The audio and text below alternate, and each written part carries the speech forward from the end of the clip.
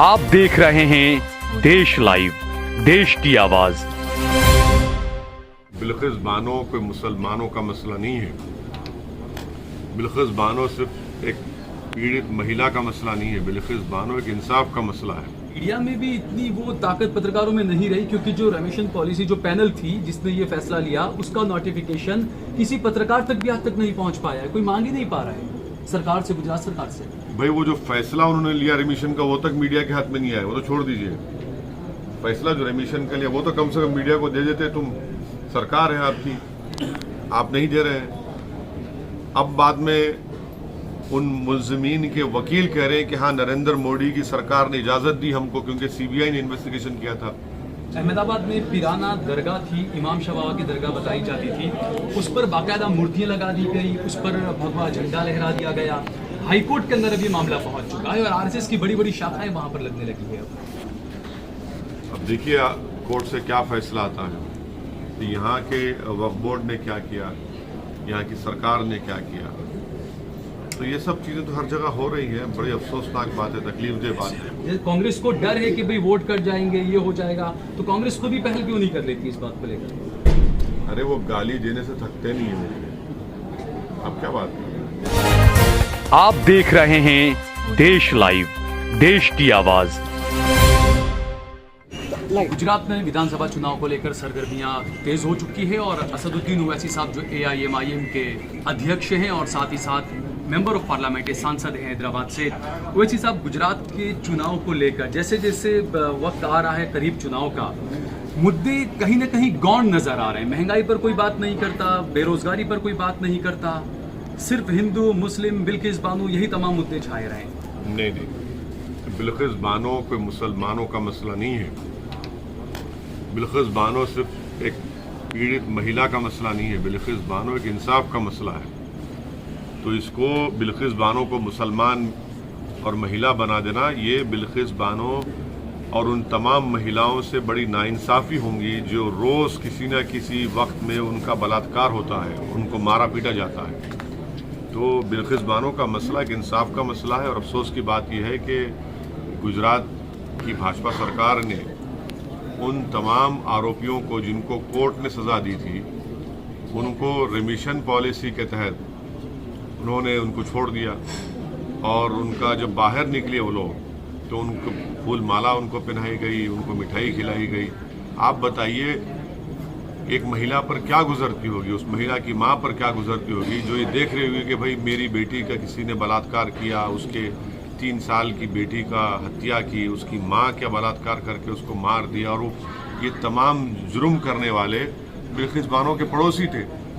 तो क्या भाजपा मैसेज दी है? भाई एक विधानसभा के चुनाव को जीतने के लिए आप किस हद तक गिर रहे हैं? तो फिर आपका नारा बेटी बचाओ का, वो तो सब झूठा है। आप तो इंसाफ के साथ नहीं खड़े हैं। आप तो जिन्होंने बिल्किस बानो से जुल्म किया, आप जालिमों के साथ खड़े हुए हैं।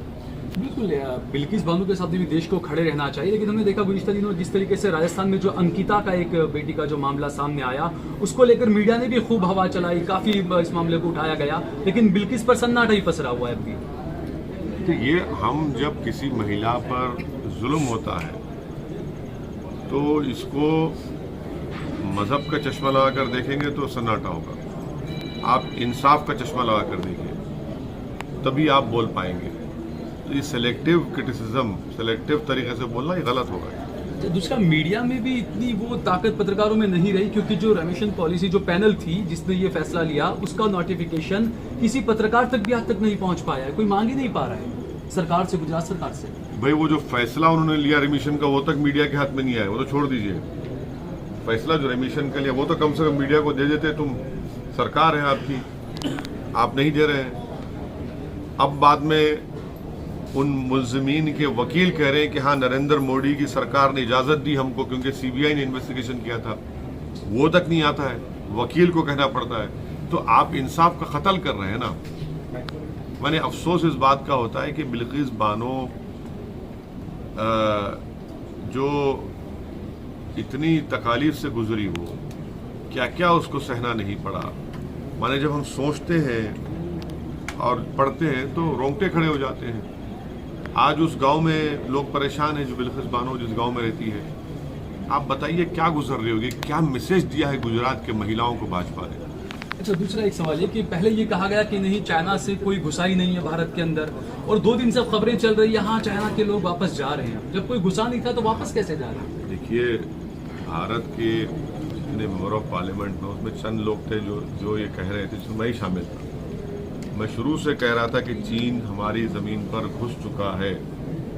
1000 स्क्वायर किलोमीटर पर चीन हमारी ज़मीन पर कब्जा कर चुका है, जहाँ पर हमारे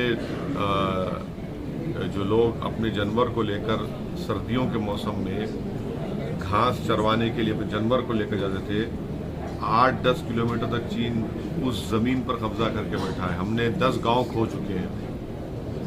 आज आप सही कह रहे हैं कि आता है कि हॉट स्प्रिंग से चीन पीछे हटेगा, तो फिर प्रधानमंत्री ने देश को गलत बयान दिया, मिसलीड किया।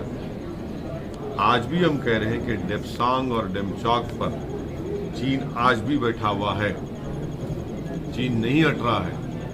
और देश के प्रधानमंत्री लफ्ज़ चीन बोलने से कतराते हैं, जबान को बोलते ही नहीं है। मुझे आपसे तो आपका थोड़ा सा वक्त लूँगा, 2 सवाल मुझे करने हैं।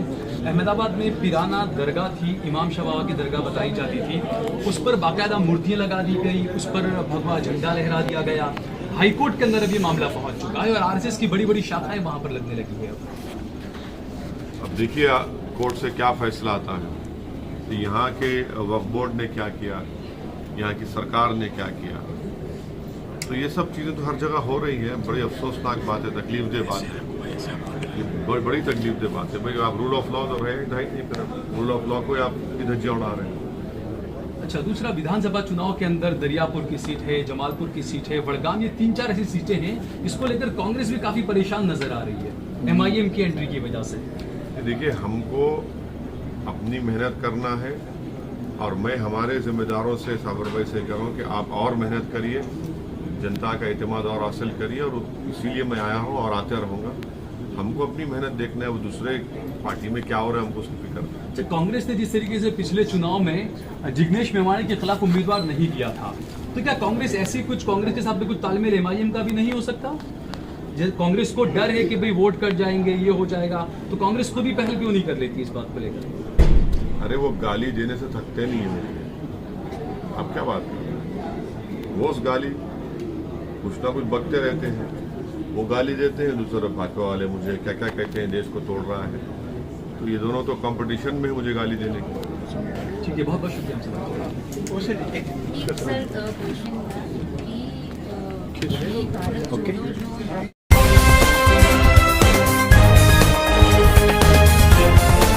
देश और दुनिया की तमाम छोटी और बड़ी खबरों के लिए हमारे चैनल को सब्सक्राइब करना न भूलें और बेल का बटन जरूर दबाएं।